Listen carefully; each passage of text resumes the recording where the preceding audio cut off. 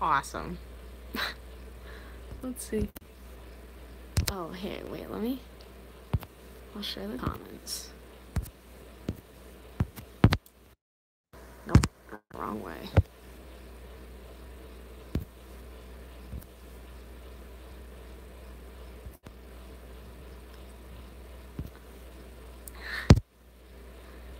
Interesting.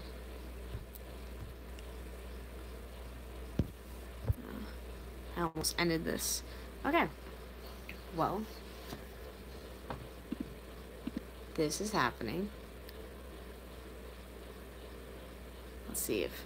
I'm trying to see if this is streaming on my computer, and it's not. Interesting. I don't really expect anyone to show up on this. If not, I'll just be talking to the camera. Oh well, anyway, so we're going to be talking about fundamentals to management, and I'm going to be taking notes, I think, at the same time. Hey, Sam! How are you? I'm just casually studying and trying to hold myself accountable while I simultaneously document what I'm going over. What's that like? What do you mean, studying or holding myself accountable? Because neither of which I understand, or neither of which I really know. I can't find... Yes to both. Okay, I'm taking notes. I'm prepping for this test in fundamentals of management. And I'm just going to be literally talking through all of this while I live stream, because I learn better when I'm talking and not just writing stuff. So, this is how this is going to go. And, let's see. Well, chapter 5. Wait, chapter 6. What is my test on? I'm pretty sure it's chapter 6. I should know that. Let's see. Chapter 6. Yeah, there we go. Okay, chapter 6. Organizational structure and design. Bow chicka wow wow. Chapter 6. Organizational structure and design. Wow, the charger cable is already getting annoying. Okay, so just gotta review these definition stuff. Let's see. It says it describes 6 key elements in organizational design. That's seems to be that specialization, departmentalization, authority and responsibility, span of control, centralization versus decentralization, and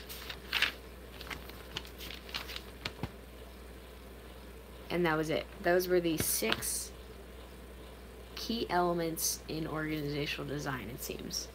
I could be wrong.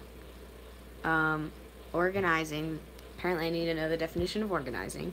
And organizing is the function of management that creates the organization structure. Cool, that makes sense. Oh yeah, this stuff is just absolutely fucking riveting.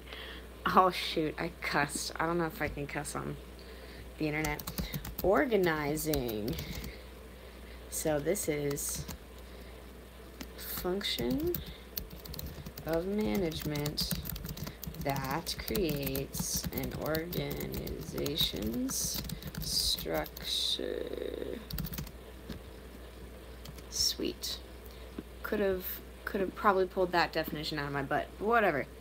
So we have, so there's organizing as the function of management that determines what needs to be done, how it is done, and who is to do it. In other words, the function that creates the organization structure. See, that's no. This first definition sucks. It's the what needs to be done,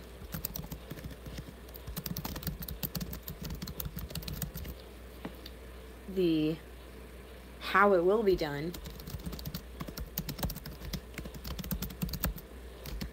and who is to do it. In other words, blah, blah, blah, the bad definition. When managers develop or change the organization structure, they're engaging in organizational design, which makes sense. Okay, so the first element of design being work specialization. So, the definition of work specialization being dividing work activities into separate job tasks, also called division of labor. I apparently have to know that definition. So, work specialization, dividing, which makes sense. You're basically taking all of, you're dividing the labor. You're dividing what, you're taking this giant thing called labor and you're cutting it apart to make it so that all the work is distributed. You're basically distributing the work, hopefully, efficiently.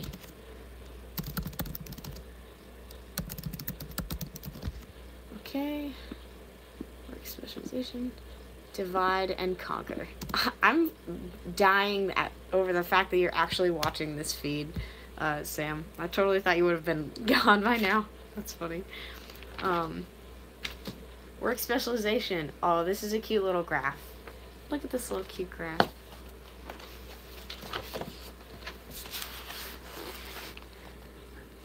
It's basically saying that you can specialize until you get to a certain, or you can specialize and be productive until you get to a certain point, and then at that point, you no longer are productive.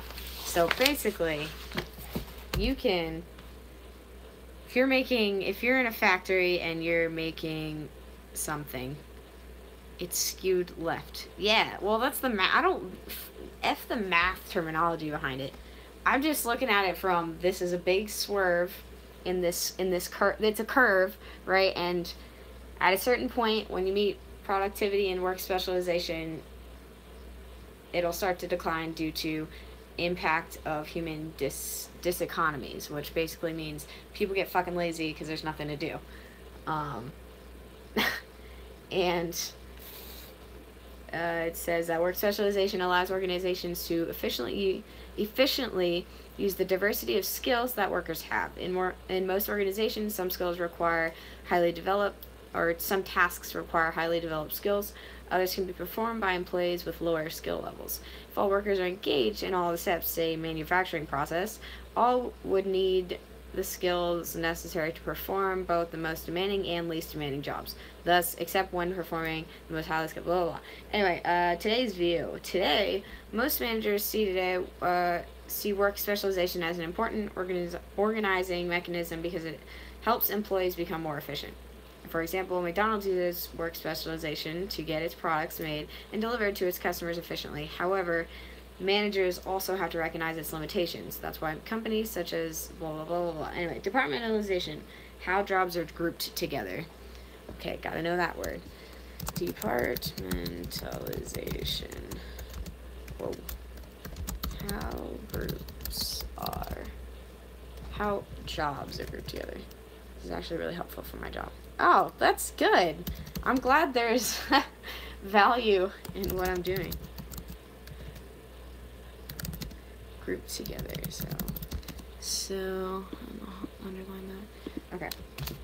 Departmentalization being the second element of design. I wish I had more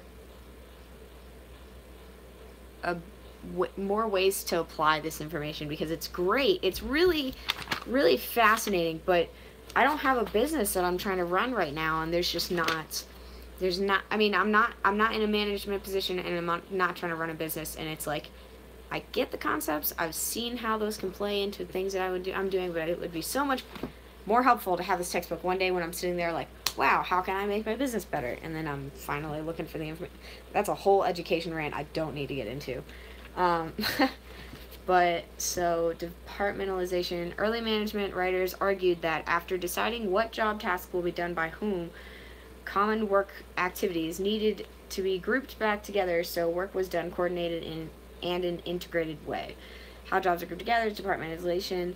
There are 5 common forms, although an organization may use its own unique classification. No single method of departmentalization was advocated by these early writers, which makes sense because you can make almost everything work if you try hard enough. So, hold on. I'm going to split up departmentalization into 5 categories. 5 categories. So the first one being functional departmentalization.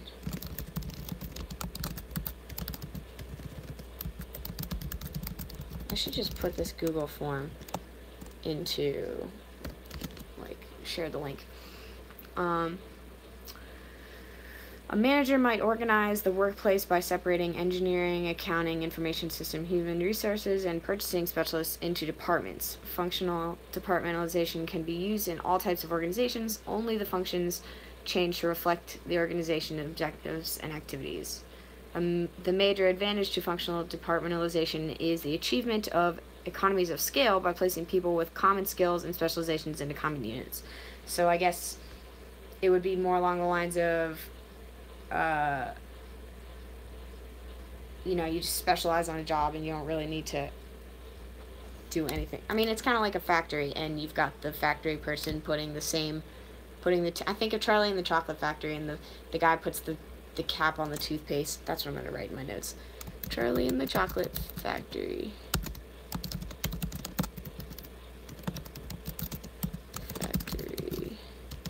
Putting toothpaste. Sounds like a really awful job. Cap on tube. Okay. Then there is product departmentalization. Oh wait. I guess that is product departmentalization. So switch that. Trailer and Truck Factory is like product departmentalization, not functional departmentalization. Functional is like all the No, that'd be product. I don't know. I'm bad at coming up with examples. Product departmentalization focuses attention on major product areas in the corporation. Oh, each product is under authority of a senior manager who is a specialist in and responsible for everything having to do with his or her product line. One company that uses product departmentalization is Nike. Its structure is based on a varied product lines, which include athletic and dress, casual footwear, sports apparel and accessories, and performance equipment. Oh, I guess that makes sense. Based on varied product lines. If an organization's activities were service-related rather than product-related, each service would be autonomously grouped. The advantage of product grouping is that it increases accountability for product performance because all activities related to a specific product are under the direction of a single manager, which makes sense. Structure is based on varied product lines. So it's a larger grouping of, so it'd be like, yeah, so then I could do that. I could say that Charlie and Chocolate Factory would be like functional, and then product would be like oral care. There we go.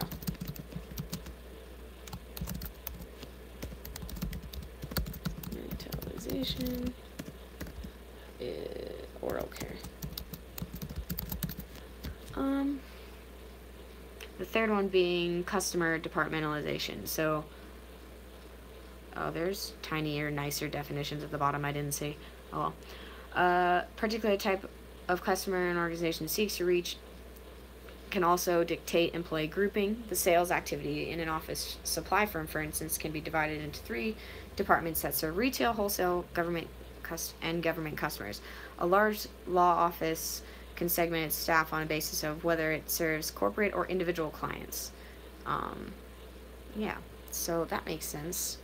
So based off of clientele, customer departmentalization. So for my example, keeping it within the toothpaste stuff would be, no, I'm not going to do that. It'll just be like sales department versus customer service, or not customer service. What are those called? Tech support. There we go. Customer departmentalization. And there's one more. Yeah, process departmentalization. So, which group activities on a basis of work or customer flow.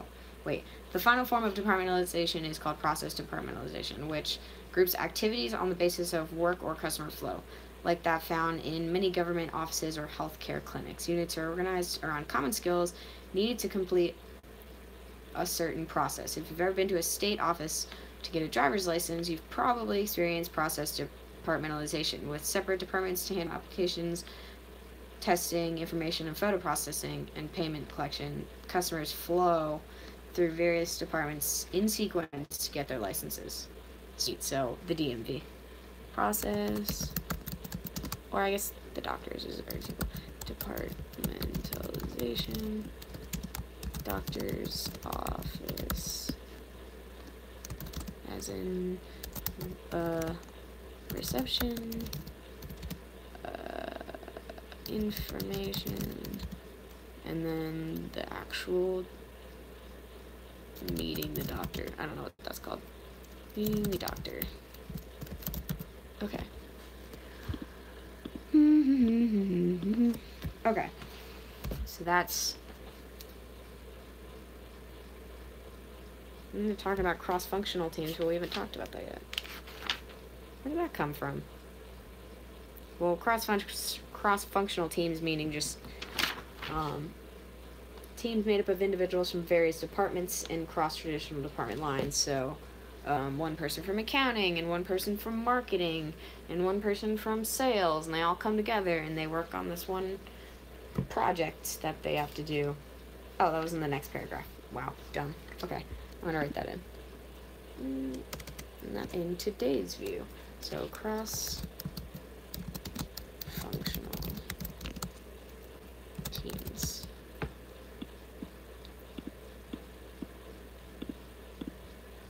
I'm gonna write the different skills come together to voice their expertise and what is it? It's project based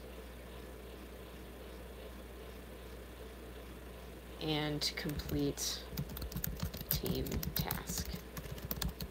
tasks. Wow, I can't spell. Okay. Authority and responsibility is the third dimension of, what is it? The third element of organizational design, which I wrote, I think. Chain of command. So, authority and responsibility. To understand authority and responsibility, you have to be familiar with the chain of command, the line of authority extending from upper organizational levels to lower levels, which clarifies who reports to whom. Managers need to consider it when organizing work, because it helps employees with questions such as, who do I report to? Or, who do I go to if I have a problem? So, what are authority and responsibility? Authority refers to the rights inherited in a managerial position to give orders and expect the orders to be obeyed. So authority is essentially the declared power that isn't really supposed to be questioned. It's supposed to be just followed. Authority was a major concept discussed by the early management writers as they viewed it as the glue that held an organization together. It was delegated... See, I personally don't believe that, but that seems to be what they thought back in the day. It was delegated downward to lower level managers, giving them certain rights while prescribing certain limits within which to operate. Each management position had specific inherent rights that incumbents acquired from the position's rank or title.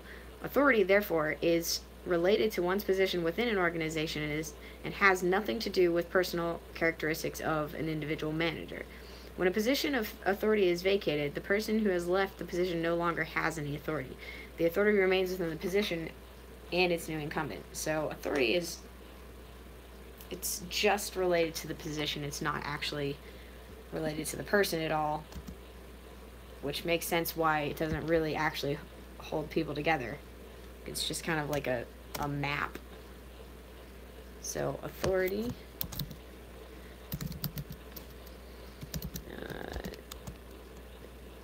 power within position, job position,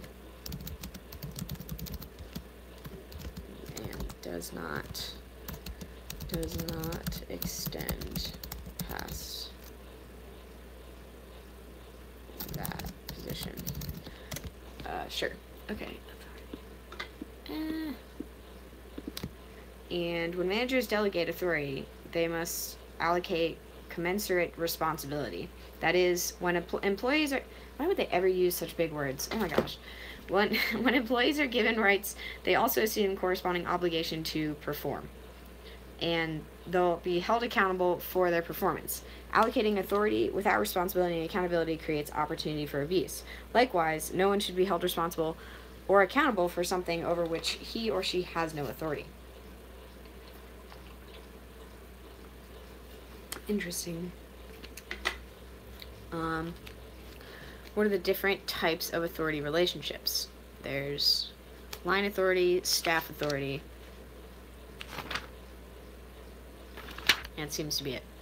Line authority being authority that entitles a manager to direct the work of an employee.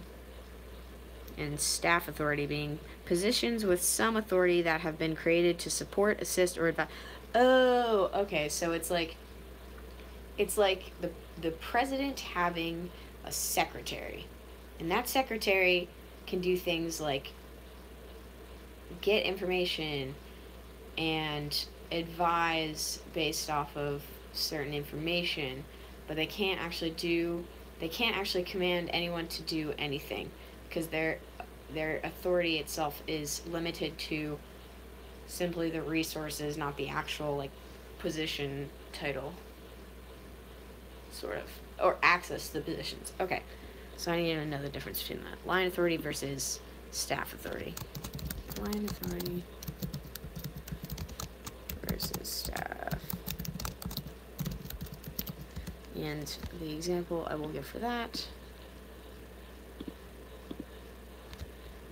being line is the we'll call him the, what is it called? Oh, CEO, and staff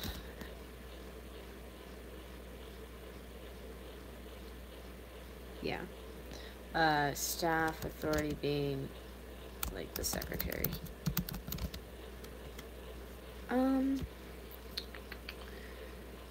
And staff authority, so as organization, this is staff authority. As organizations get larger and more complex, line managers may find that they don't have time, expertise, or resources to get their jobs done. What was that? What the fuck? What just happened? There is no reason why that just fell. I have a ghost. Oh my god, that was terrifying. Holy shit. As organizations get larger and more complex, line managers may find that they don't have the time, expertise, or resources to get their jobs done effectively. In response, they create staff authority functions to support, assist, and advise, and generally reduce some of their informational burdens. The hospital administrator who cannot effectively handle the purchasing of supplies the hospital needs creates a purchasing department, a staff department. Of course, the head of purchasing department has line authority over purchasing agents who work for him. So the staff department, of course, the head of purchasing department has a line authority over the purchasing agents who work for him. The hospital administrator might also find that she is overburdened and needs an assistant. In creating the position of her assistant, she has created a staff position. Okay, so that's what that is. And then unity of command, which is still under authority and responsibility. An employee who has to report two or more bosses might have to cope with conflicting demands or priorities. Wow. Yeah. According to early writers believe accordingly, the early writers believed that each employee should report to only one manager, a term called unity of command. So basically, unity of command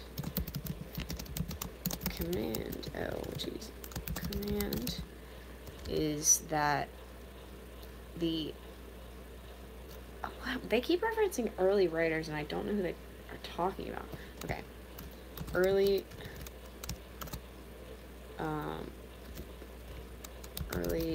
writers belief that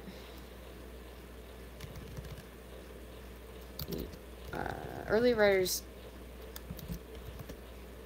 I can't even think of a word. Structure in which each employee reports to only one manager. Sweet.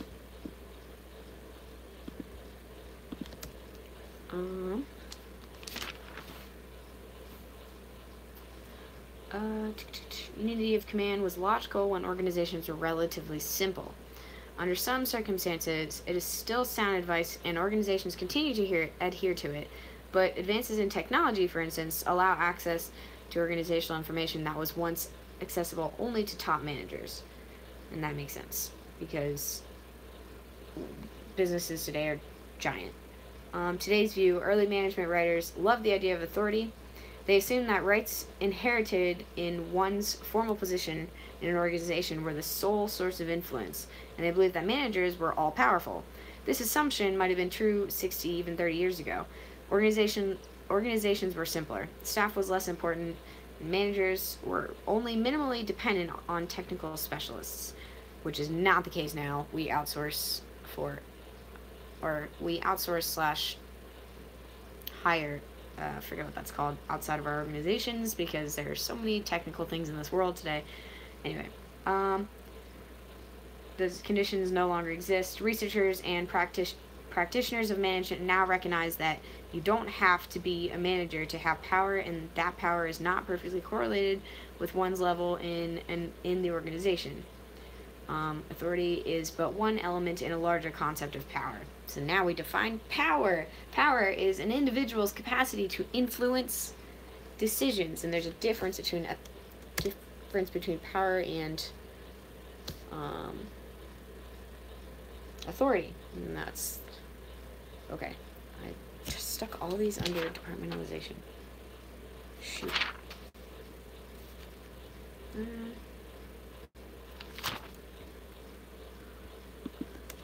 That's gonna go. Whatever. I'll just, I don't care. I'll fix it later. Okay. Power. Being individuals' capacity to influence decisions, which matters a lot, because if you can influence decisions, you don't have to have any authority. Well, not the case. Anyway, how do authority and power differ? Authority and power are often considered the same thing, but they're not. Authority is a right. Its legitimacy is based on an authority figure's position in the organization. Authority goes with the job. Power, on the other hand, refers to the individual's capacity to influence decisions.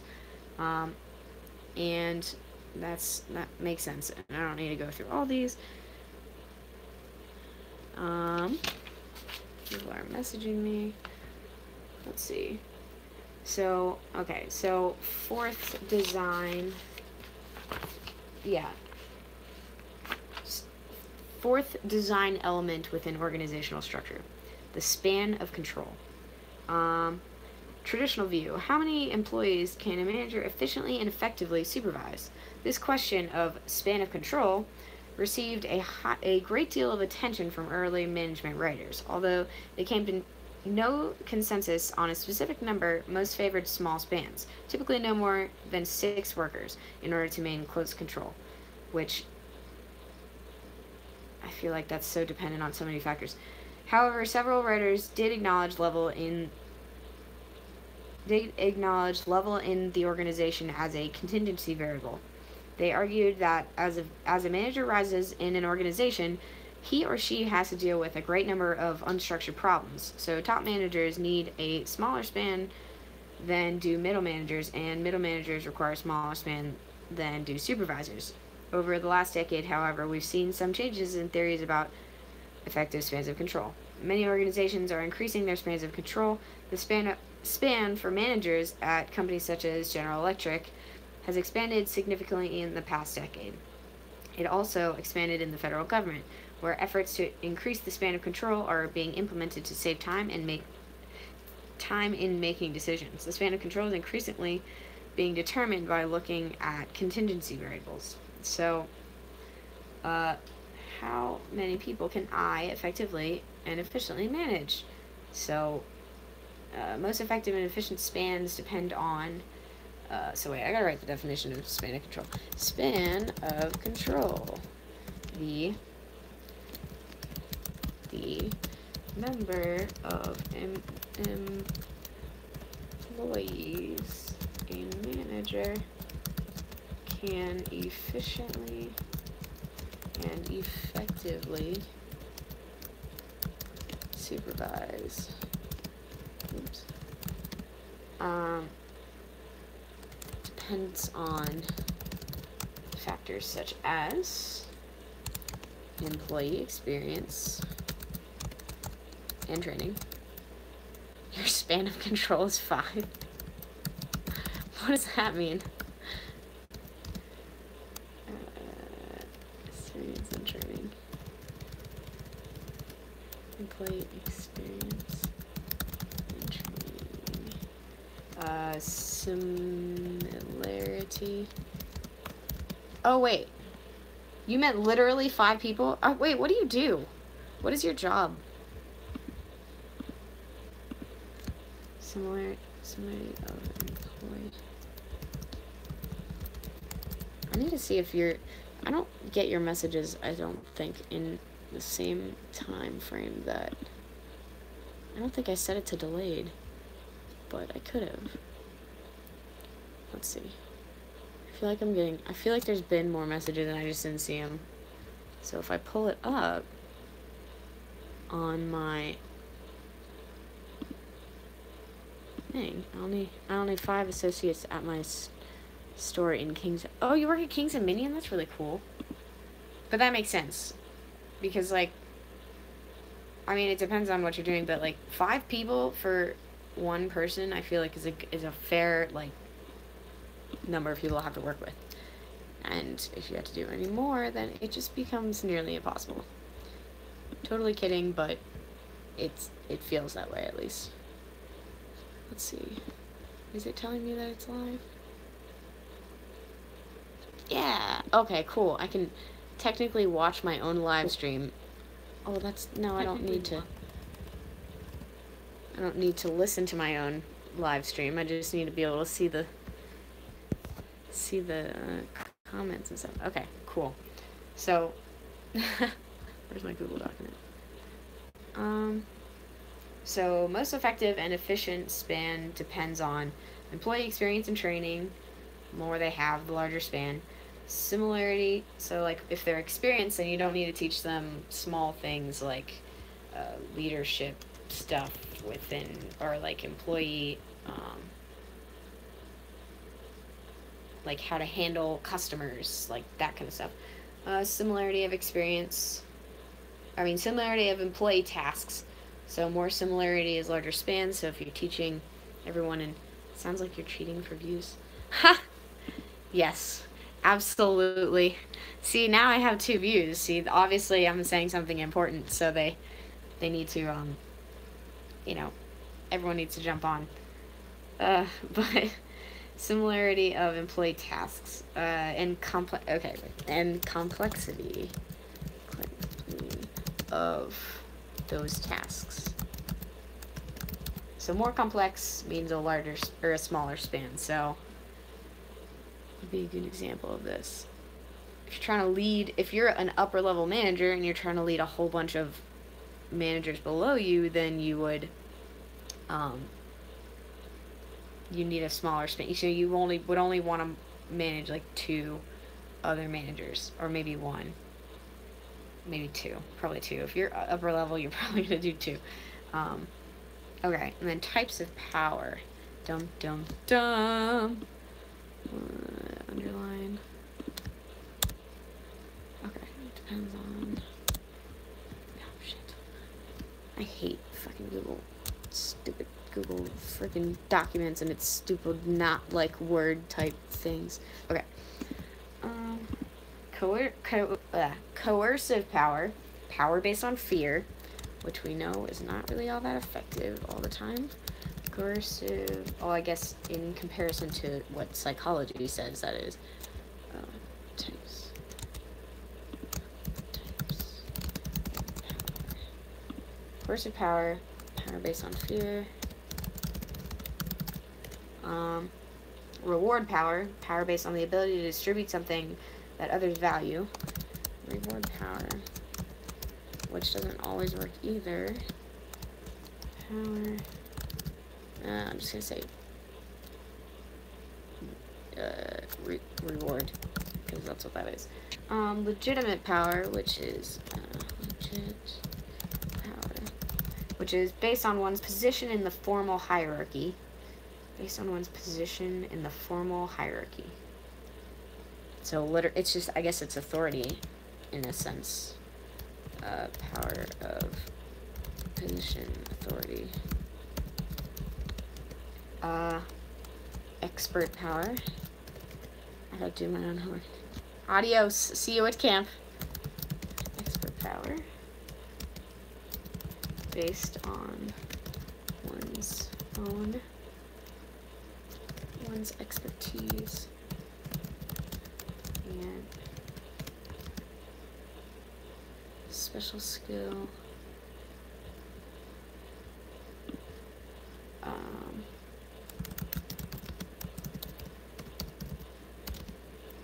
Or knowledge. So expert power being based on one's expertise, special skill, or knowledge. Okay. So that would be someone who's really good at their task. So, like, I guess it'd be a professor essentially at school. So it'd be like someone who is good at what they do, but doesn't necessarily know how to teach. Okay, relevant. Oh, referent power.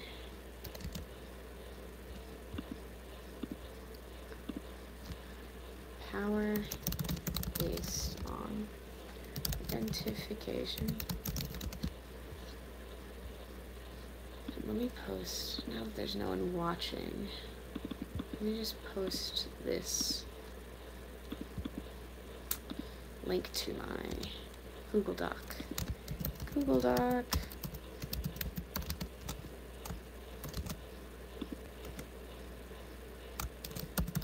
Feel free to follow along. Haha, hashtag subscribe. Totally kidding. Okay, back to where I was.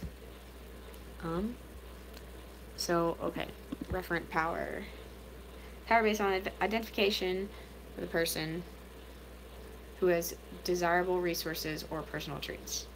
So someone who's nice.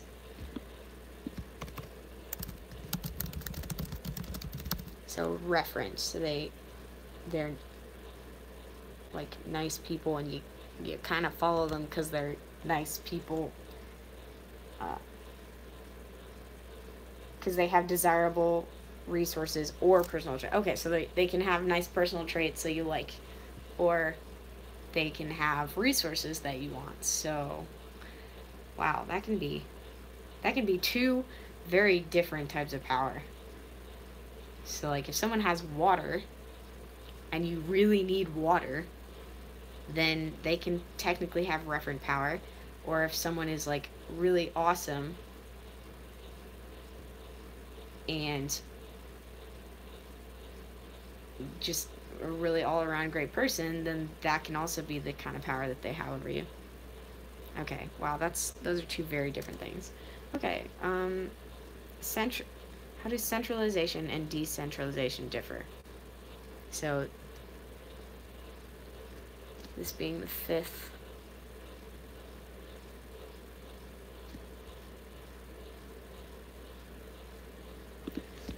Span of control was the fourth.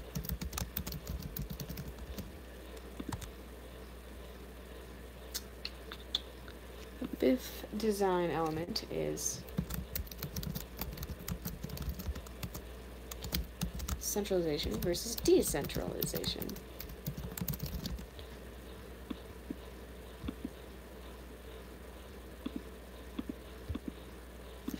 Cool. So, centralization is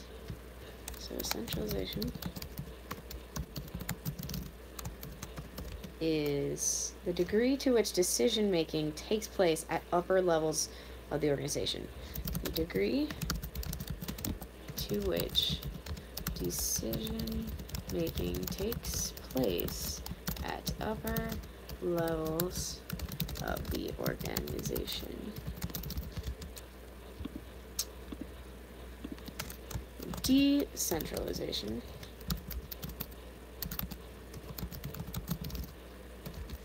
is the degree to which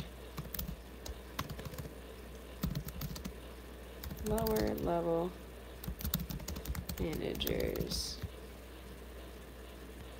provide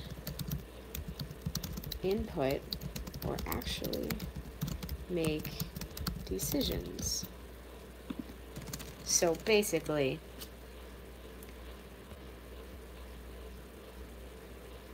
it's not an either or concept. It's okay, centralization is a degree to which decision making takes place at upper levels of the organization. Decentralization is a degree to which lower level managers provide input or actually make decisions. That's so weird to me. So, like, centralization... Okay, wait, that makes sense. So it'd be like... Centralization being the head HQ, headquarters. And decentralization being, like, all the managers within all the stores that can, you know, go to management and be like, this, that, and this, that. And impact and feedback. Rather than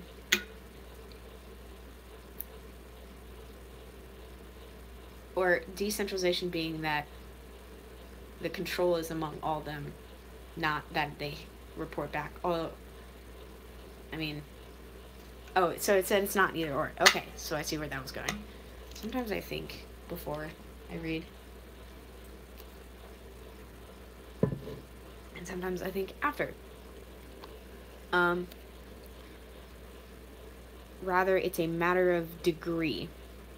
What we mean is that no organization is completely centralized or completely decentralized. Few, if any, organizations could effectively function if all their decisions were made by a select few people. Centralization.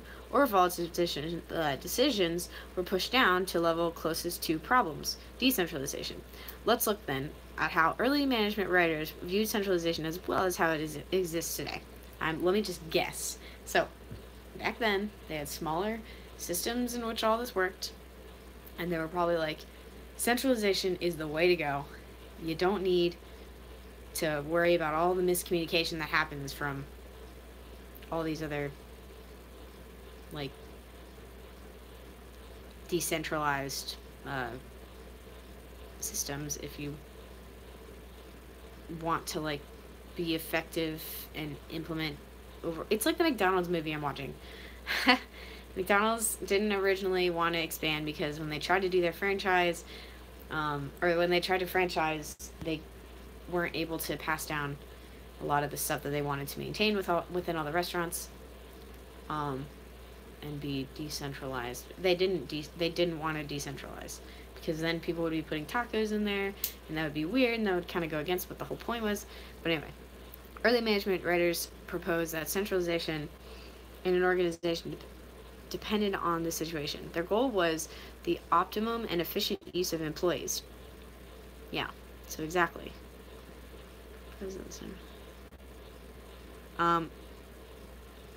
I suppose that centralization in an organization depended on the situation. Their goal was optimum and efficient use of employees. Traditional organizations were structured in a pyramid with power and authority concentrated near the top of the organization. Given the structure, historically centralized decisions were the most prominent, but organizations today have become more complex and responsive to dynamic changes in their environments, as such, many managers believe that decisions need to be made by those individuals closest to the problems, regardless of their organizational level. In fact, the trend over the past several decades, at least in the US and Canada organizations, has been a movement towards more decentralization in organizations, which makes sense, because now we have the ability to communicate things in an efficient way. So if maybe there's, a standard that's set, it's found the problems in that standard, or the problems in decentralized formats of business are minimal because everyone hears about them. You're being held to a higher level of accountability because the public is watching, and other stuff of that nature. Wow, I am so tired, and now I'm hungry, so it's time to snack. Well, it's time to open this bag so I can start snacking while I study. Okay. Centralization, decentralization. Formalization. That's another one. I don't remember how many there were anymore. Formalization refers to how standardized an organization's jobs are and the extent to which employee behavior is guided by rules and procedures. Highly formalized organizations have explicit job descriptions, numerous organizational rules, and clearly defined procedures covering work processes. Employees have little discretion over what is done, when it's done, and how it's done. However, where formalization is low, employees have more discretion in how they do their work. Early management writers expected organizations to be fairly formalized. Formalization went hand in hand with the bureaucratic style organizations. So, basically, formalization is how standardized an organization's jobs are, and the extent to which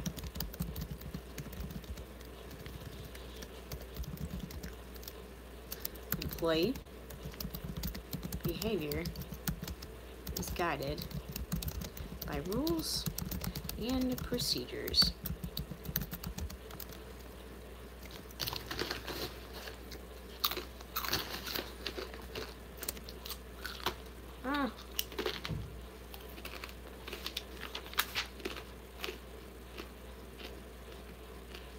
Okay. Different types.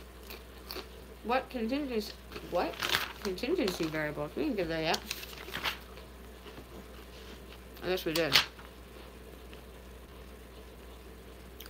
What contingency variables affect structural choice? Top managers typically think long and hard about what structure will work best. If these contingency factors, then this is the most appropriate structure. So,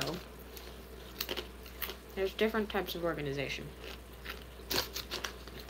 There's mechanistic, which is, okay, I gotta write these down. What is this under? These are all design. I get that these are all design factors, but it's just annoying that I don't like have a template or something. Contingency variables. Wow, I cannot spell. Contingency variables affecting structural choice. So organizational structure,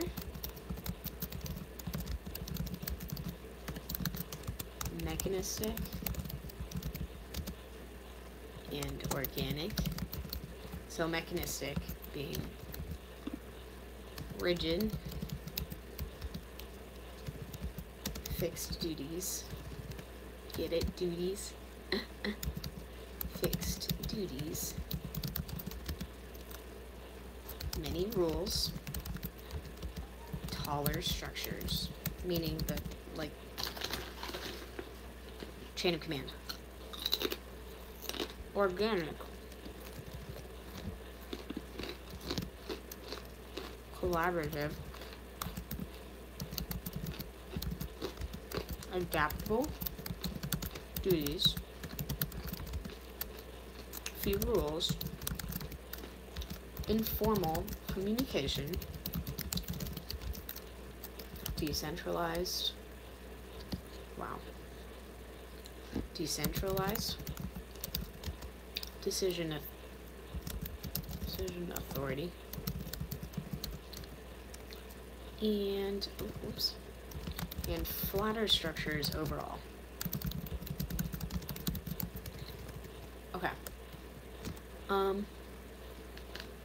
So the mechanistic being the structured one, combines traditional aspects of 6 elements of organizational structure. So high specialization, rigid departmentalization, clear chain of command, narrow spans of control, leading to taller structure. So that makes sense. Centralization. Yeah, so if you have narrow spans of control leading to a taller structure, that's like having a whole bunch of Wendy's and a whole bunch of managers that run those Wendy's, instead of a whole bunch of Wendy's and one manager running all those Wendy's, because you're gonna have like a very flat bottom, large and flat bottom, and then like one little tiny nipple of a point that is the manager in charge of all of those Wendy's. I only say Wendy's because I work there. Okay, organic organization is highly adaptable and flexible. Collaboration, both vertical and horizontal, so up and to the side.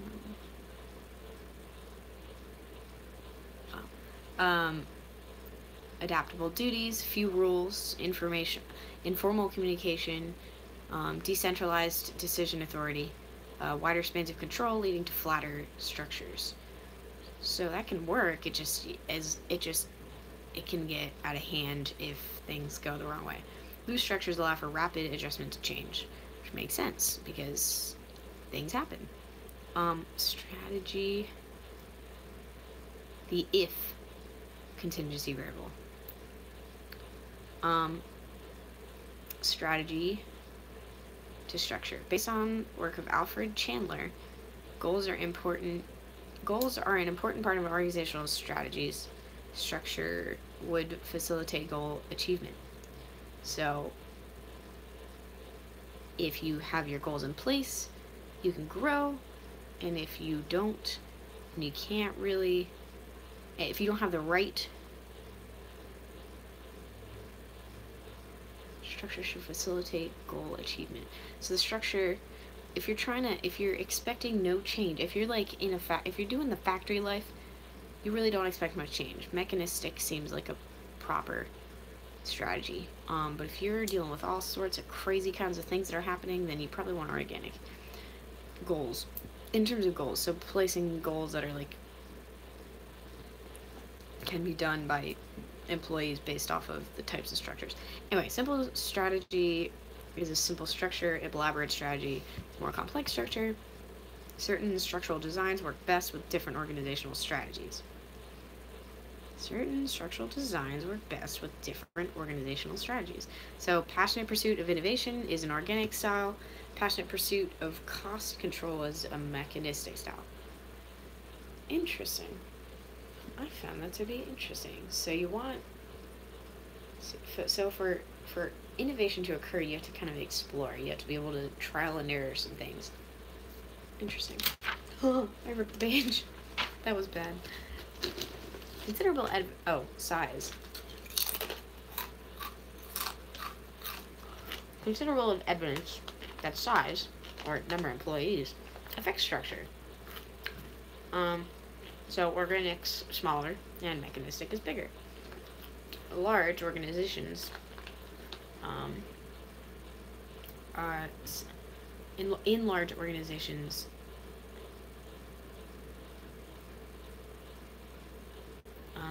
I don't know.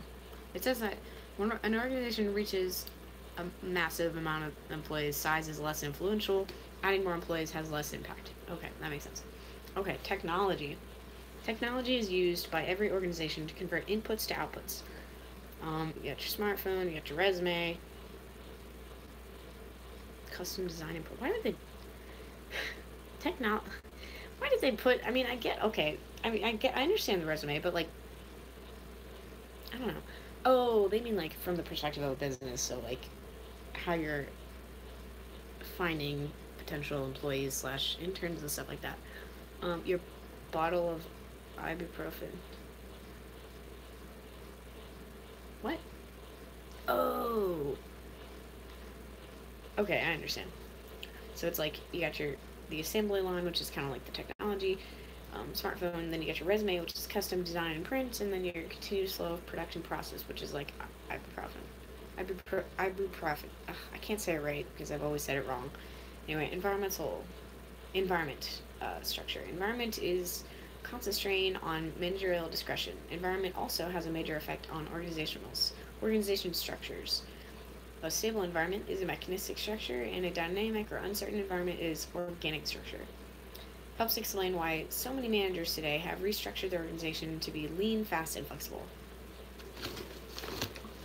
Although some formalization is necessary for consistency and control, many organizations rely less on strict rules and standardization to guide and regulate employee behavior. Cool. Well, now we have... Hold on. Oh, got it. Okay. Now we have the type of production. So, unit production, mass production, process production, high vertical differentiation. Technology affects organizational design because the least complex and sophisticated type of production is unit production, or the production of items and units in small batches, so tiny things. Mass production being large things, or large batches, and most complex and sophisticated being process production, continuous process production. So technology can affect things like in unit production, you only got one little toothpaste to get a screw cap on, then there you go.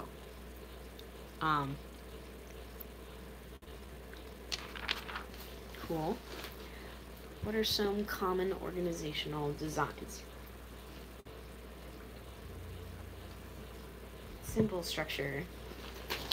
The strengths are that it's fast, flexible, not appropriate as an organization grows because the reliance on one person is risky. Functional structure, cost-saving advantages from specialization. Employees are grouped with others who have similar tasks. Pursuit of functional goals can cause managers to lose sight. This is in the functional structure. So, cost-saving advantages from specialization. The people in employees are grouped with others who have similar tasks. And the weaknesses of functional structure are pursuit of functional goals can cause managers to lose sight of what's best for the organization. Functional specialists become insulated and have little understanding of what other units are doing. So it's like marketing and sales. Like, well, they're pretty close. Marketing and product development. Marketers may be like, well, this is what's selling. Product development may be like, well, we don't have the resources to make that. There we go. Divisional structure focuses on results. Division managers are responsible for what happens to their products and services. Duplication, and that's the strength, but the weakness being duplication of activities and resources increases costs and reduces efficiency. So divisional structure, it's made up of separate businesses or divisions.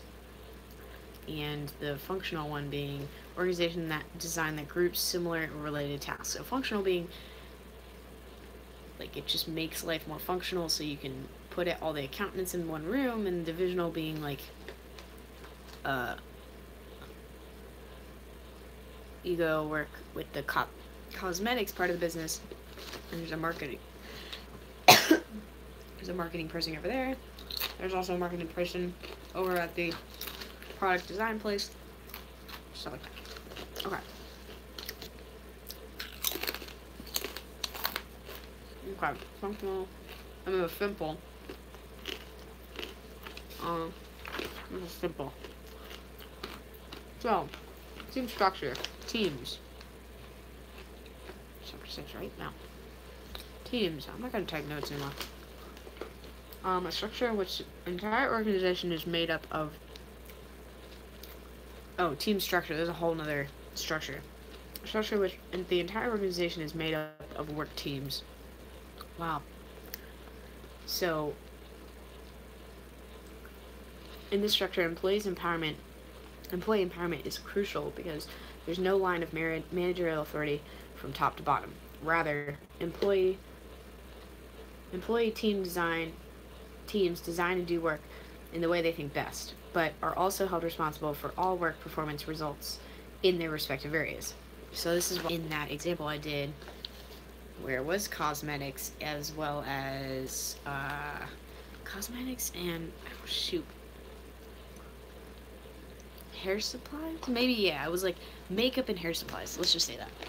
And one marketing team was with one group and one was another. And we realized that that wasn't going to work because they were fighting, they were competing, or something along those lines for the market in another country.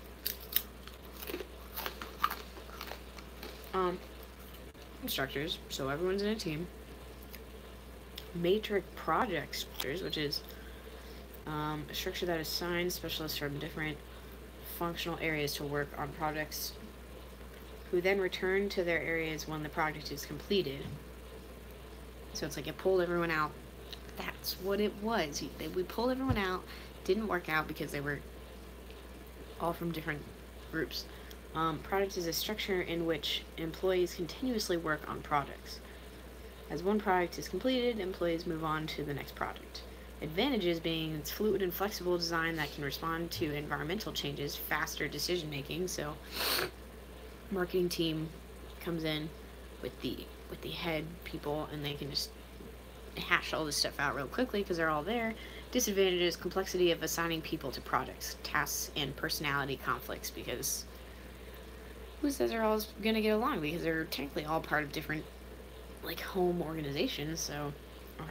And then boundaryless structure, meaning structure not defined by or limited to artificial, horizontal, vertical, or external boundaries, includes virtual and network type of organizations, so like Skyping, basically. Highly flexible and responsive, utilizes talent wherever it's found.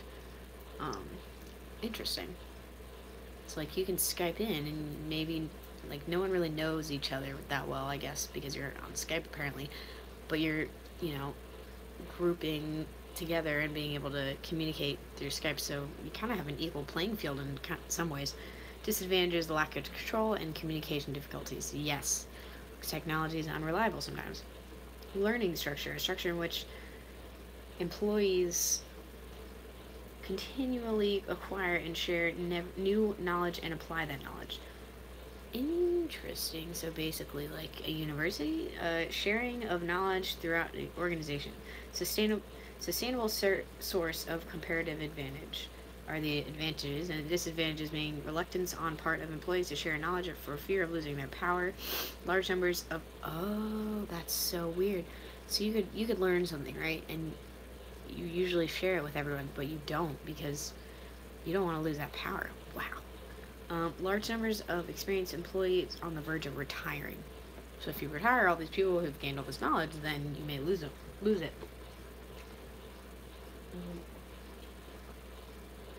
Wow. Matrix structure. There's a very interesting picture here. It's all these lines and shit.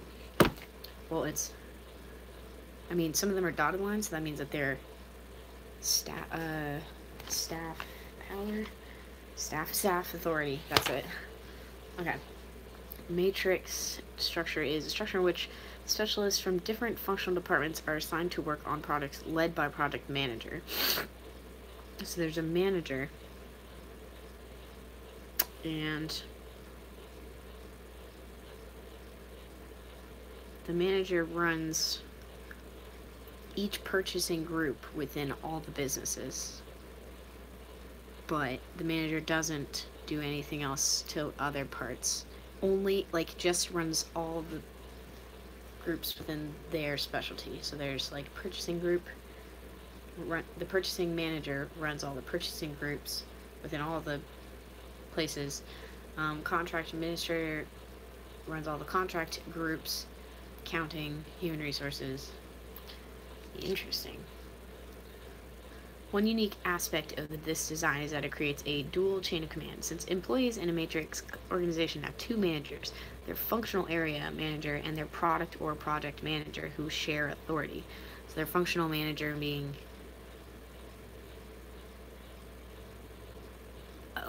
their regular manager, the manager within the business itself. So there's obviously not just accounting in a business, so you have your accounting and your purchasing group that are both led by a manager within your area, because the accounting manager that manages via the matrix is all the accounting for all the businesses or groups. Some matrix structure many organizations are using project structure, in which employees continuously work on projects. Unlike matrix structure, a project structure has no formal departments where employees return at a completion of a project. Instead, employees take their specific skills, abilities, and experiences to other projects.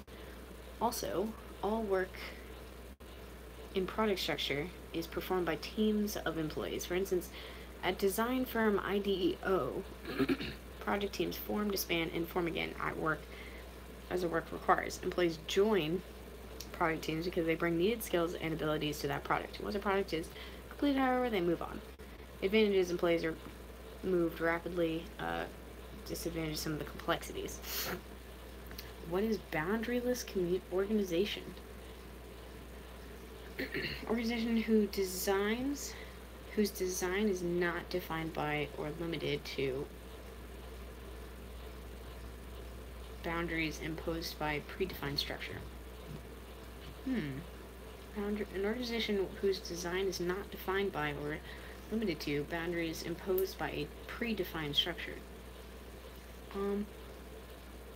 Former GE chair Jack Welch coined the term because he wanted to eliminate vertical and horizontal boundaries within GE and break down external barriers between the company and customers and suppliers. Although the idea of eliminating boundaries may seem odd, many of today's most successful organizations are finding that they can operate most effectively by remaining flexible and unstructured.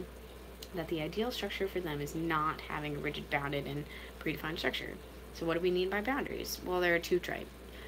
Internal, the horizontal ones imposed by work specialization departments. So when you got your chain of command, you got the CEO, and then you get CMO. So the CEO is chief executive officer, and there's I forget the other one. regardless, they're too horizontal because they're next to each other, and then you got the board of directors for not for what are they? You got different types of business, but what's the one with the board of directors? Corporation has a board of directors, and the CEO and I want to say CMO. I forget. But their horizontal and vertical would be the board of directors versus the CEO. And internal being the horizontal boundaries, and external being the boundaries that separate organization from its customers, suppliers, and other stakeholders. To minimize or eliminate these boundaries, managers might use virtual or network structural designs. So, yeah. And virtual organization consists, so this is a new type of organization. Virtual organization consists of a small core of full-time employees, outside specialists temporarily hired as needed to work on projects. An example is when Second Life, a company creating a virtual world of colorful online avatars, was building its software. Founder Philip Rosedale hired programmers from around the world and divided up the work to about 1,600 individual tasks, from setting up databases to fixing bugs. The process worked so well, the company used it for all sorts of work. Another example is Nashville-based Emma Inc., an email marketing firm with 100 employees who work from home or offices in Austin, Denver, New York, Portland. The biggest challenge they face is creating a virtual culture, a task made more challenging by the fact that the organization is virtual. Yeah, that would make sense. You can't form bonds. The inspiration for the structural approach comes from the film industry. Their people are essentially free agents who move from project to project, applying their skills, directing, talent, casting, costuming, makeup, set design, blah blah blah, as needed. So the virtual organization is interesting given technology, but you can't create a culture, and that goes into the psychology type confusing things that people don't yet understand. Network organization. They're so good. Pita chips. They take forever to chew. They're really loud. The bag is really loud. Every time I try to eat them in class, it's a bad idea. It's really loud. Chewing them is really loud. Here. Actually, that one wasn't good. This hefty boy.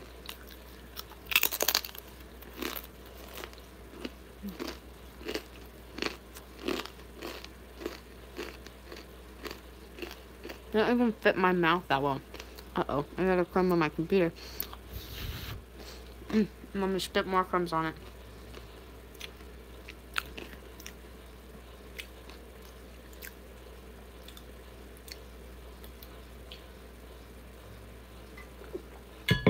I'm like basically choking because it's so good but so dry. Get off. Don't go into the key and then cause my key to be all gross. Okay. Network organization is organization that uses its own employees to do some work, activities, and networks of outside suppliers to prove other needed product components or work processes. Okay. The organization form is sometimes called a modular organization by manufacturing firms. The structural approach allows organizations to concentrate on what they do best by contracting out other activities to companies that do those activities best. So network organization being organization that basically is like, we're not going to deal with learning how to do this, so let's just hire these people to do it and do it well. Plus it saves time. But I'm sure there's negatives. Okay, well, it doesn't list them. That's weird. Interesting.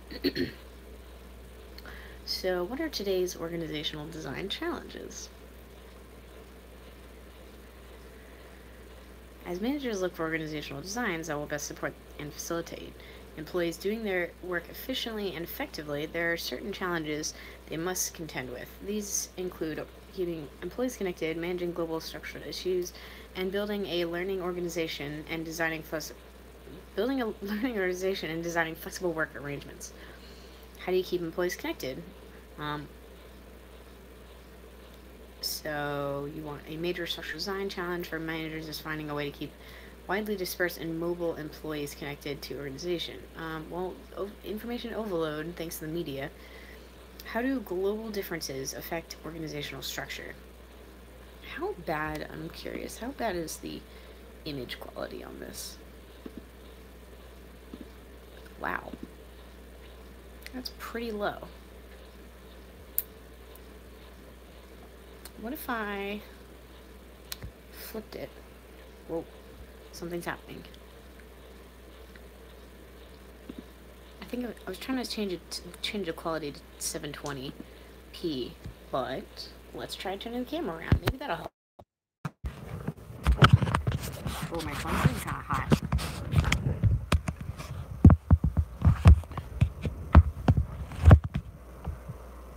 Well, that looks a little cleaner. A tiny bit. Not much, though. Interesting. Oh, I didn't see Sam's comment. He said, so when that thing fell off my dresser, it was really loud. And he said, that just scared the shit out of my cat. I did not like how that felt. Anyway, sweet. Damn, I wish I'd seen that, because it was funny. Okay. So, actually, I can just leave that up there. How do global differences affect organizational structure? Given the global nature of today's business environment, this is an issue with which managers need to be familiar. Researchers have concluded that structures and strategies of organizations worldwide are similar, while the behavior within them is maintaining its cultural uniqueness.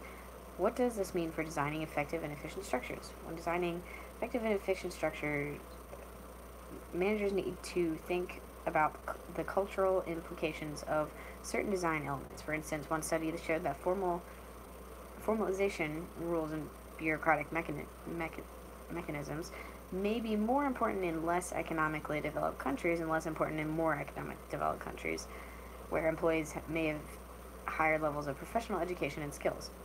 Other structural design elements may be affected by cultural differences as well. Learning organizations. Organization that has developed the capacity to continuously learn, adapt, and change. The concept of a learning organization doesn't involve a specific organizational design per se, but instead describes an organizational mindset or philosophy that has significant design implications. In a learning organization, employees are practicing knowledge management by continually requiring and sharing new knowledge, and are willing to apply that knowledge in making decisions or performing their work.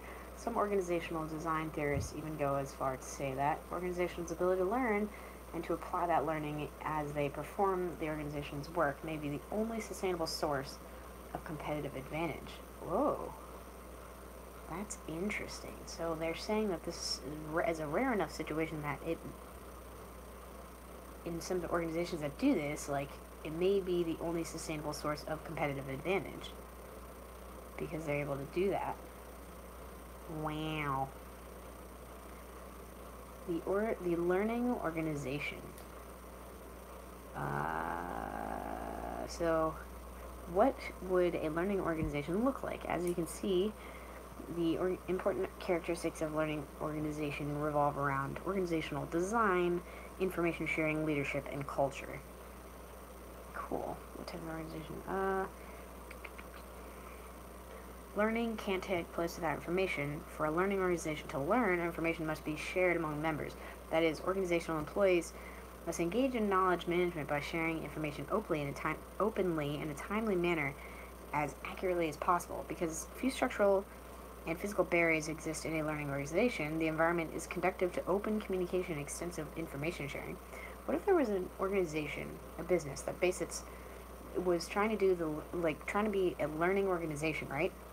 And all they did was, you had to come in with a basis of video editing and stuff, and you made a video of what you learn in a day, and you share it. And so that gives people the the space, and you maybe you post one a week of like things you've learned reading different things. It's basically like a what's it called, like a school like JMU University, but just a lot less people and just doing it as a business. That's pretty interesting. What types of organizational design elements would be necessary for learning to take place? In an organization, it's critical for members to share information and collaborate on work activities throughout the entire organization, across different functional specialties, and even at different organizational levels. Anyway, so empowered employees and teams have little need for bosses. And that's very true. Leadership plays an important role as an organization moves toward becoming a learning organization. What should leaders do in a learning organization? One of the most important factors is facilitating the creation of a shared vision for the organization's future, and then keeping organizational members working toward that vision. In addition, leaders should support and encourage the collaborative environment that's critical to learning. Without strong and committed leadership throughout the organization, it would be extremely difficult to be a learning organization. Culture is important because in a learning culture, everyone agrees on a shared vision, and everyone recognizes the inherent interrelationships among organizations, processes, activities, functions, and external environment. It also fosters a strong sense of community, caring for each other, and trust.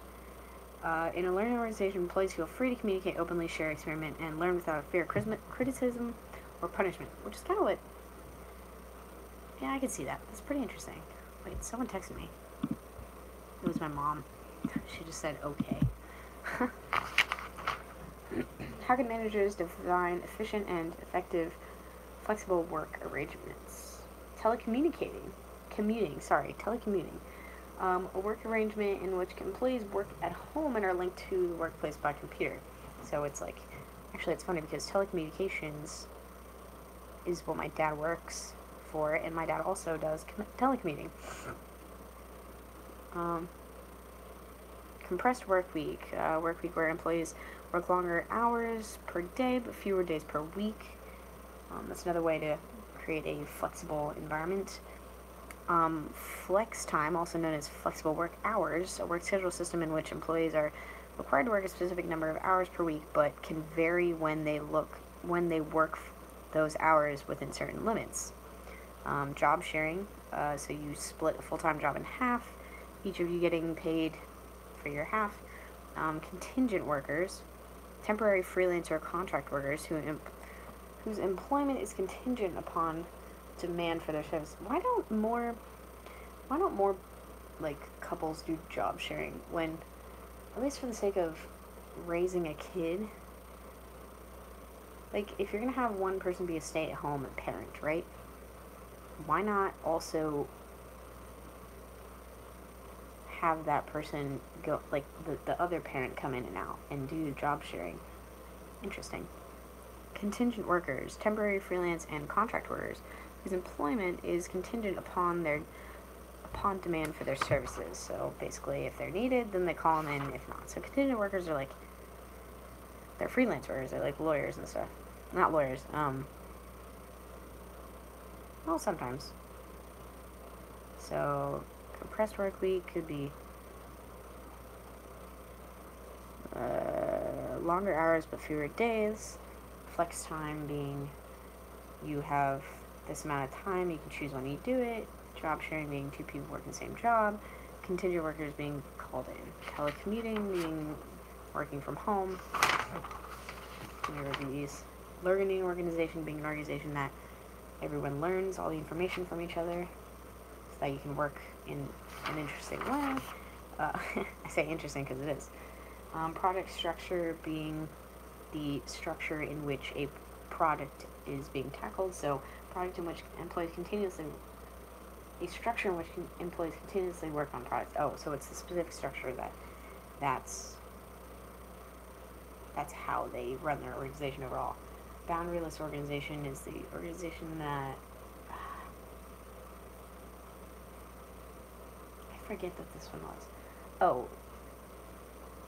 So you just essentially... to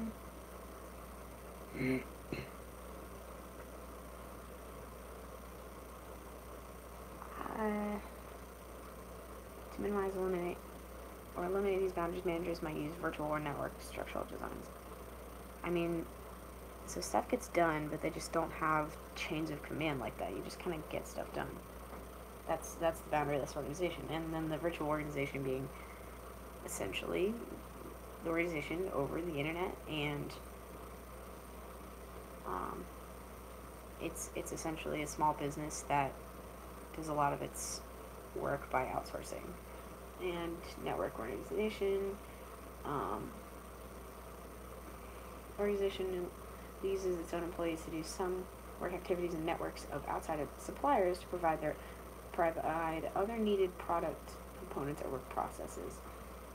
It uses its own employees to do some work activities and other networks of outside suppliers to provide their needed product components or work processes. This organization form is also called modular organization by manufacturing forms. Oh, so it'd be like if you're building a car, and all these cars are using their certain type of steering wheel Toyota. Toyota is making a car, and all Toyota cars have the same, well, for the most part, the same steering wheels, but they get them from their modular steering wheel company that they outsource to, or not, I keep saying outsource, I mean, hire. They hire them, yeah, and then they, like, come in and give them, oh, no, it does say outsourcing, tax funding, accounting, outsourcing, yeah, so it's outsourced, it's essentially outsourcing, yeah, I mean, that makes sense. Matrix structure was the structure where there's a manager that manages each, like, group. So there's a whole bunch of Wendy's, and there's a manager that runs all the fry cooks. Team structure being a structure where you have a team that works together from different departments. A structure in which entire organization is made up of work teams. Yeah, so you have everyone, you have a team that's based off of different expertise, and they come together. Functional structure, divisional structure. Functional being,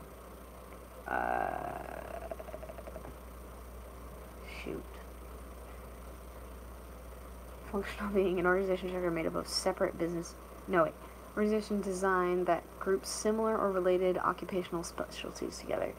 Divisional being organization structure made up of separate business units or divisions. Oh yeah, functional being that you're trying to optimize everything so you get all your people who make the functional being, you get everyone who's an accountant into one building, and you get all the accountants here, you get all the marketing team here, you get the human resources here, they report up to their managers, and then you got the whole thing. Unit of production, mass production, and process production. I forget what process production is. Continuous flow or process production. Oh, so that's the ibuprofen. So that's, so you basically just put it on a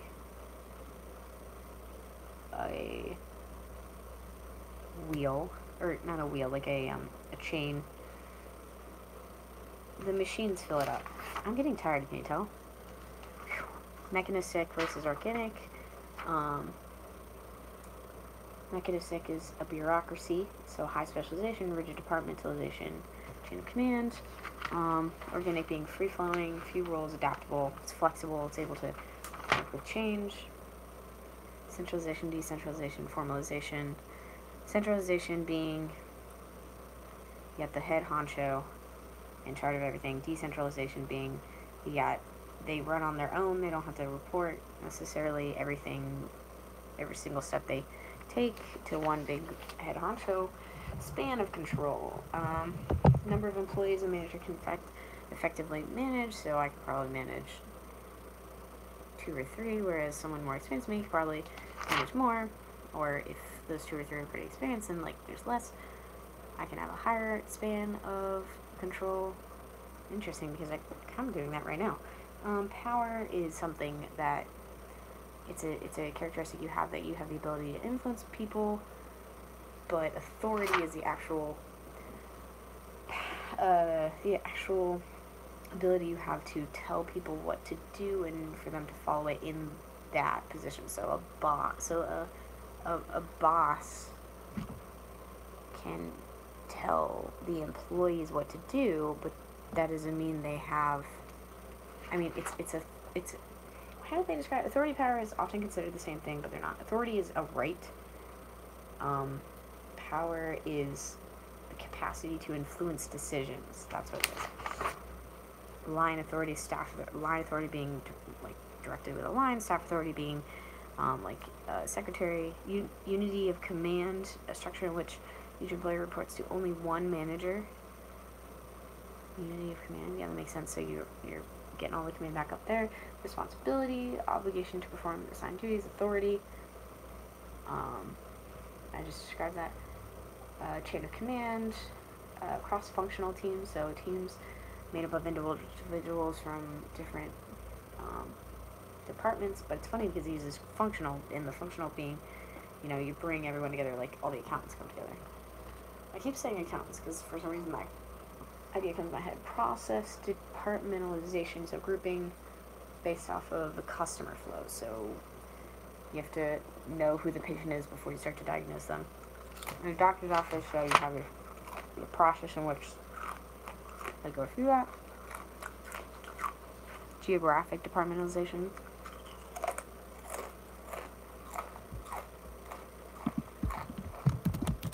I have to write. Never mind.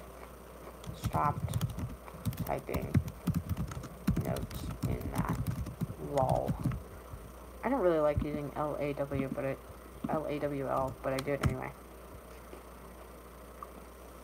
Okay.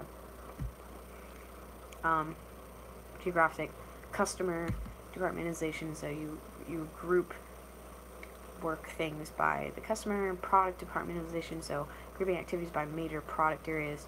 Functional being by what they do. Cool. Departmentalization being I don't know the exact definition, how jobs are grouped together. Duh. Work specialization, you specialize on a specific task. Also called division of labor. Organizational design, it's how you design an organization, the structure of it. Organizing itself is a function of management that creates the organization structure. Cool. So I just went through that and I went back up. So the learning outcomes were describe six key elements of organizational design. So there was, specialization, departmentalization. I know power, like authority and power, but span of control would be it. Oh, authority is one by itself.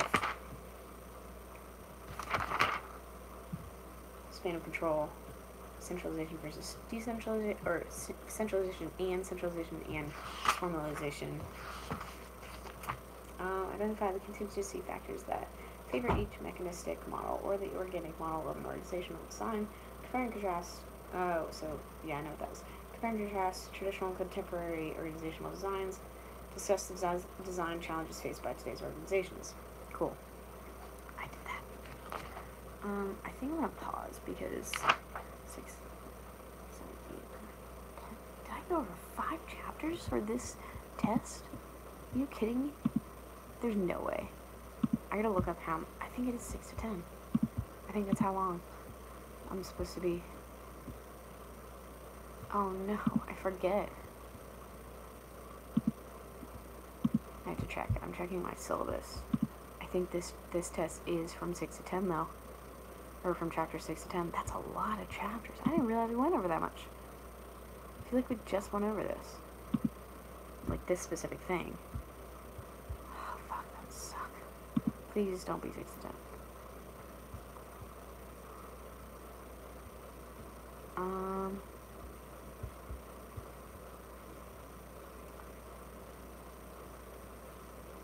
No, it is 6 to 10. Oh my god. So we did chapter 6.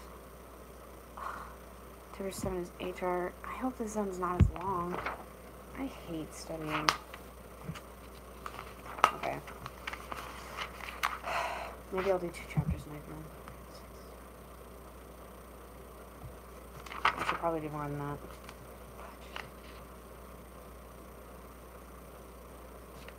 Oh. Oh, this was the job stuff. So how they, this was so much easier when he was describing it.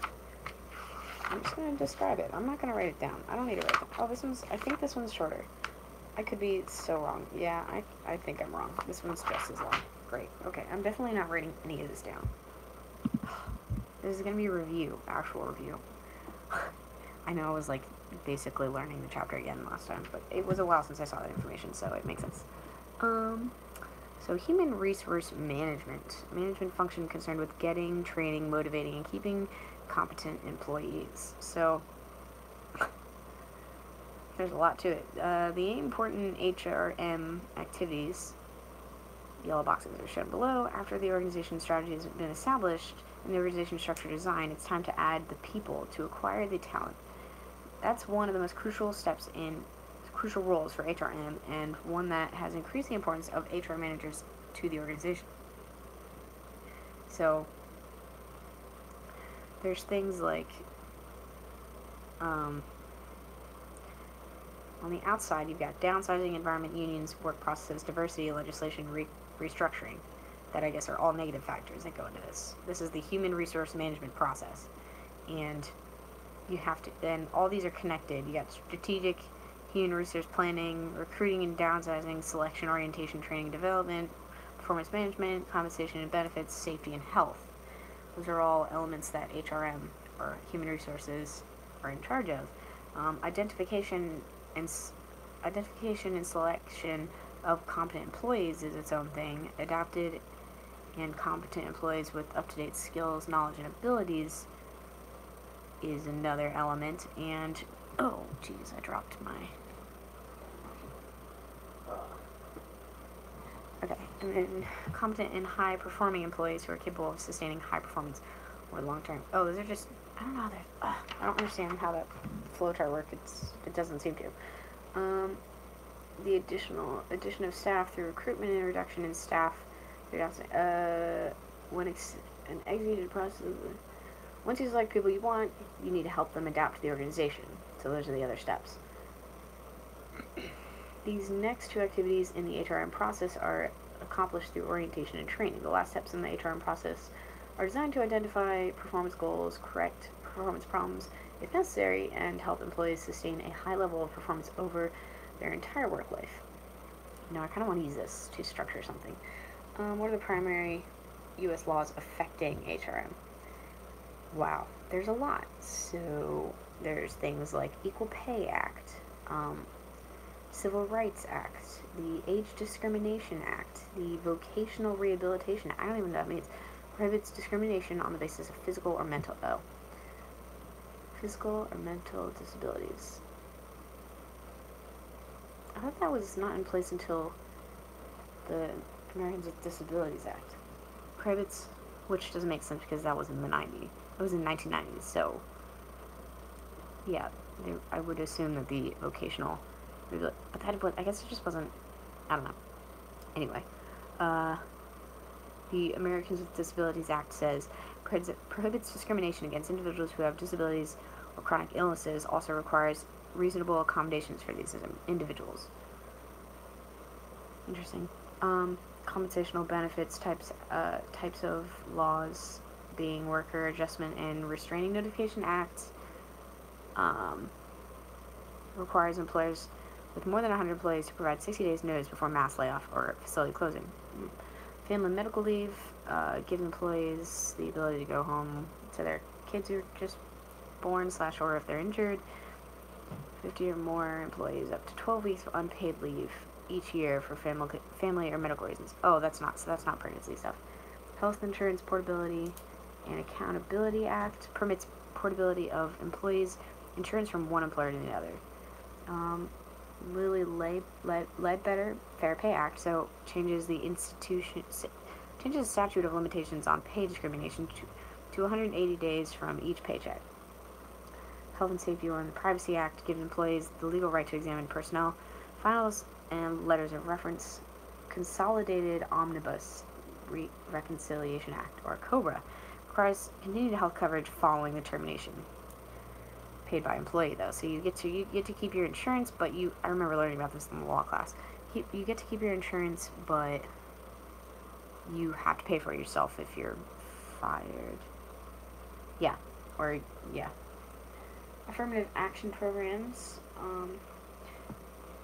So the legal environment before that. Affirmative action programs are programs that ensure decisions and practices and enhance the employment, upgrading, and retention of members of protected groups. So essentially, women get paid the same.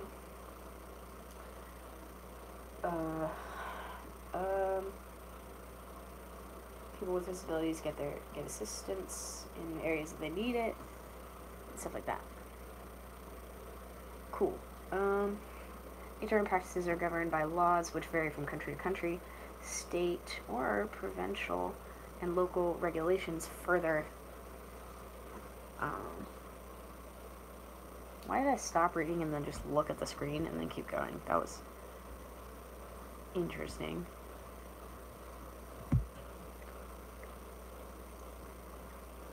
What was I saying? Consequently, it's impossible to provide you with all the information you need about relevant regulatory environment. As a manager, it will be important for you to know. So, okay, they're saying that it's impossible for you to know all the information that you need to know in the business environment, and I took a whole class on it and memorized so much information. So I'm asking why I couldn't have been taught to search and seek that information that I may need in a contextual type way rather than memorizing all those facts, because it's not even, some of it won't, I don't know, it's so annoying. That's so annoying. Okay, are HRM laws the same globally? No, as a global manager, you'll need to know applicable laws and regulations. Here's a quick overview of some HRM laws in other countries. Canada. HRM laws closely parallel those in the United States. Mexico. Oh, wait.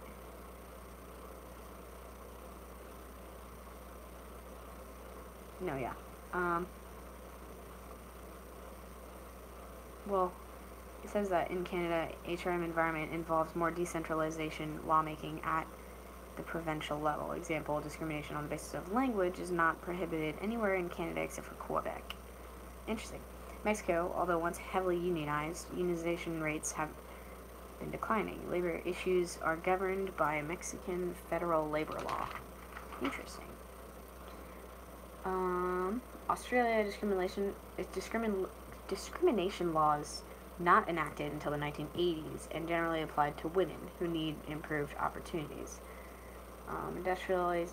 Industrial relations specialists have important organizational roles, reducing the control line managers have over workplace labor issues. Germany, similar to most other Western European countries when it comes to HRM practices, laws require companies to have representative participation, thus redistributing power within the organization, putting labor on a more equal footing with the interests of management and stockholders. Interesting. Okay, my neck is starting to really hurt. I need a drumstick.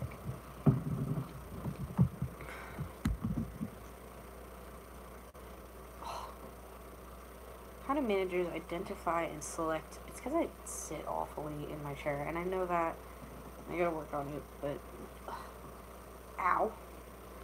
How do managers identify and select? Work councils. What are work councils? Work councils are groups of nominated or elected employees who must be consulted when management makes decisions involving personnel. Groups of nominated or elected employees who must be consulted when management makes decisions involving personnel. So it'd be kind of like, so they're just there on behalf of the employees, as basically a voice. So it's kind of like a representative. Board of representatives. Employees who sit on the company's board of directors and represent the interests of the employees.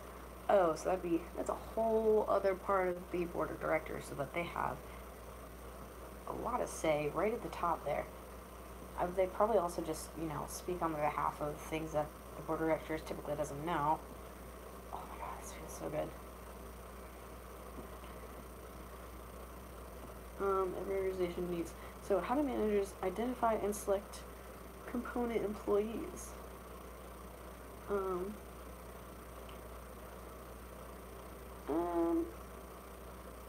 So talent wars, so they really look for all the employees that could be great, except for, the people with the most money and the ability to offer the most, get those people. During the latest economic downturn, Boeing cut more than 3,000 jobs, mostly from its commercial airplanes unit.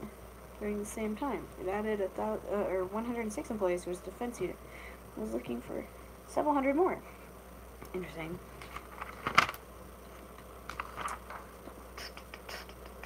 Employee planning is the process by which managers ensure that they have the right number and kind of people in the right places at the right times. People who are capable of effectively and efficiently completing those tasks that will help the organization achieve its goals. Employment planning then translates the organization's missions and goals into an HR plan that will allow the organization to achieve those goals. Assessing current human resources and future human resource needs and developing the plan to meet those. So they look at who they need as an employee. Maybe they need a new job over here because this person needs help. And they develop a plan to meet those needs. Human resources inventory. Inventory of them? One sec.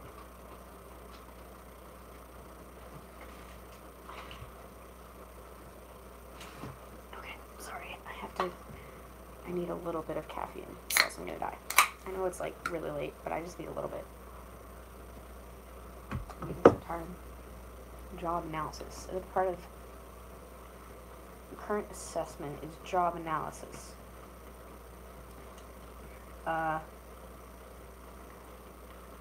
Job analysis specifically is an assessment that defines jobs and behaviors necessary to perform them.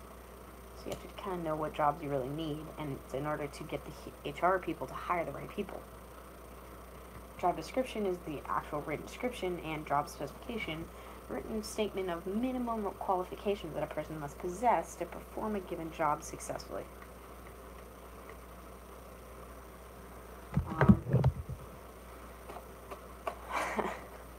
Gotta brush my hair real quick. Recruitment, locating, identifying, and attracting capable applicants. Wait, I'm trying to figure out how long it's going to take me to study for this, because I'm already getting sick of it. So recruitment involves the whole process. It's you have to find the people after you've gone through the HR process of analyzing what sort of job you need, planning the employment based off of, and asking people already in the organization, what do you need, human resource inventory, so report listing information about employees such as name, education, training, skills, language, pulling, knowing what type of stuff we have so we can internally use people, I guess, for their skills and stuff, so we wouldn't have to go get another person, and then if we do, then listing that job and stuff. Recruitment is doing all that, identifying and attracting capable applicants. So you got to be able to go to schools and talk to those people. Anyway, where's a manager recruit applicants? The internet has become popular, and its advantages are it reaches large numbers of people, can get immediate feedback. Disadvantages being generates many unqualified candidates. Employee referrals, knowing about the organization provided by current employee, can generate strong candidates because a good referral reflects A good referral reflects on the recommender. A bad thing may not increase the diversity of mixed employees to get, like, all the teenagers, because all the local teens in the area working at one place that are all best friends, and then you become unproductive and blah blah blah. Company website, wide distribution can be targeted to groups, generates many unqualified candidates though. College recruiting, large centralized body of candidates limited to entry-level positions. That's not actually true. Because you can, well, I mean, I guess, but I feel like if you bring them in and or you offer them some sort of education to some degree and experience and someone who can be there and train them, like, why does it have to be entry level? Why can't someone, I mean, I get it, because you have to learn all this stuff at the bottom too. That sucks. Okay. Professional recruiting organizations. Good knowledge of industry, challenges and requirements, little commitment to specific organization. So, you hire someone who's really good at what they do, they come in, and they're like, yeah, let me help you out, because you're going to pay me. But then, like, if there's a better job somewhere else, then they could just go get that job somewhere else. And then they're not, because they're just not loyal. Okay. Interesting. Selection process.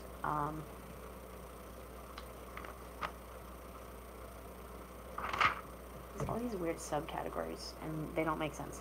Anyway, selection process. Screening job applicants to ensure that the most appropriate candidates are hired. So you have to pick who you want. Let me move something on my computer over there. Okay. How does manager handle layoffs? In the past decade, especially during the last few years, most global organizations as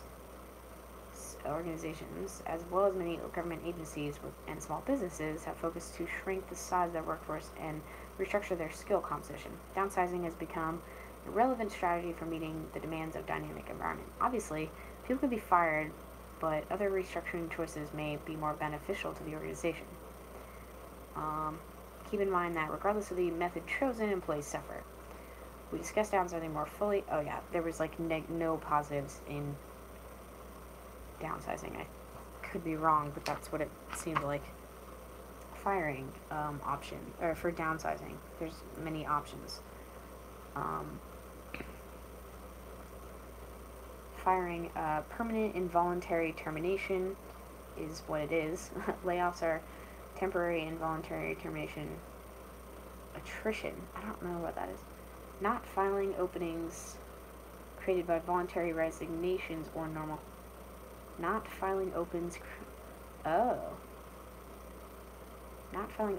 created by voluntary resignations or normal retirements. So you can, when they retire, you just don't fill the position. I guess that works, but that sucks.